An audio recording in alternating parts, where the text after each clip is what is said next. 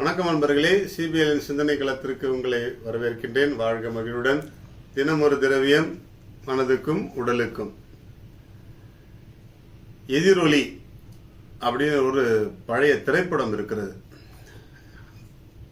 எதிரொலி சிவாஜி கணேசன் அவர்கள் நடித்த ஒரு நல்ல திரைப்படம். சைக்காலஜிக்கல் மூவி, உளவியல் ரீதியான ஒரு படம் அது. திரு கே பாலச்சந்தர், இயக்குனர் சிகரம் திரு கே பாலச்சந்தர் அவர்கள் இயக்கிய ஒரு திரைப்படம். ஜி.என். வேலுமணி அவர்களுடைய தயாரிப்பில் வெளிவந்த ஒரு நல்ல திரைப்படம்.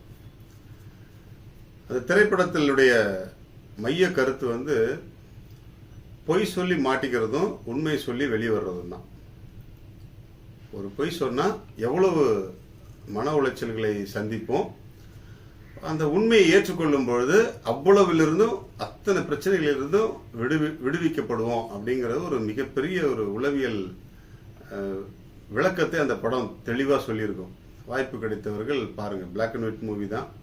நம்ம அதெல்லாம் பார்க்கறதுக்கு தெரியுமால. நான் குறிப்பாக நம்முடைய இளம் தலைமுறை, நம்முடைய பிள்ளைகளுக்கு உண்மையாக நடந்து கொள்ள வேண்டும் என்ற ஒரு மதிப்பீடு உங்கள் பிள்ளைகளுக்கு நீங்கள் சொல்லிக் கொடுக்கணும்னு ஆசைப்பட்டீங்கன்னா அந்த படத்தை காட்டுங்க. அந்த படத்தில் இருந்த ஒரு சாரம் இதுதான். பொய் சொல்லி தப்பிக்காதே, உண்மையை சொல்லி பிழைத்துக்கொள். பொய் சொல்லி தப்பிக்காதே, உண்மையை சொல்லி பிழைத்துக்கொள். பொய் வாழ விடாது, உண்மை சாக விடாது.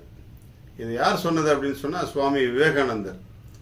அவருடைய தீர்க்கமான ஒரு சில கருத்துக்கள்ல இது ஒன்று. பொய் நம்மை வாழவே விடாது, உண்மை நம்மை சாக விடாது. அப்படின்னா நம்ம வாழ வைக்கும் அப்படின்னு அர்த்தம். இந்த எதிரொலி அந்த படத்தினுடைய சாரம் இந்த கருத்து தான். ஒரு பொய் சொல்லிட்டா எவ்வளவு துன்பங்களை, எவ்வளவு போராட்டங்களை சந்திக்க வேண்டியிருக்கும் அப்படின்னு சொல்லிட்டு திரு சிவாஜி கணேசன் அவர்கள் மிக அருமையாக அதை வெளிப்படுத்தி நடத்தி காட்டியிருப்பார். அது எங்கெங்கெல்லாமோ போய் கடைசியில ஒரு உண்மையில நிற்கும் பொழுது அனைத்திலிருந்தும் நிம்மதியான ஒரு விடுதலை. நாம் கூட பொய் சொல்ல சளைப்பதே இல்லை. அன்றாட வாழ்க்கையில பொய் சொல்லிட்டே இருக்கிறோம். கட்டிய மனைவிகிட்ட இருந்து, இல்ல கணவர்கிட்ட இருந்து, பிள்ளைகள்கிட்ட இருந்து, நம்ம போகிற வர இடங்கள்ல இருந்து, பெற்றவங்கள்ட்ட இருந்து எல்லார்கிட்டையுமே சர்வ சாதாரணமாக பொய் சொல்றோம். ஆனா நாம் சொல்லுகிற ஒவ்வொரு பொய்யும் நம்முடைய வாழ்க்கையை மழுங்கடித்து கொண்டே இருக்கிறது, மடிய வைத்துக் கொண்டே இருக்கிறது என்பதை மறக்க வேண்டாம். முடிந்தவரை உண்மைக்காக உண்மையாக இருப்போம். உண்மையாகவே உறவிலும் நட்பிலும் நிலைத்திருக்க முயற்சி செய்வோம்.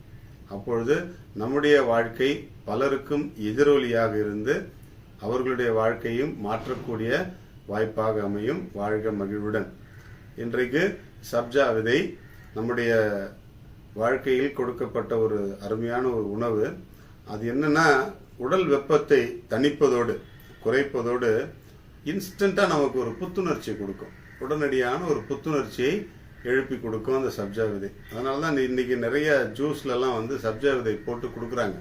உடனடியை ஆற்றலையும் புத்துணர்ச்சியும் கொடுக்கக்கூடிய ஒரு உணவு. அதை உண்போம். நம்முடைய உள்ளத்தையும் தெளிவாக வைத்துக்கொண்டு வாழ்க்கையில் முன்னேறுவோம். வாழ்க மகிழ்வுடன்.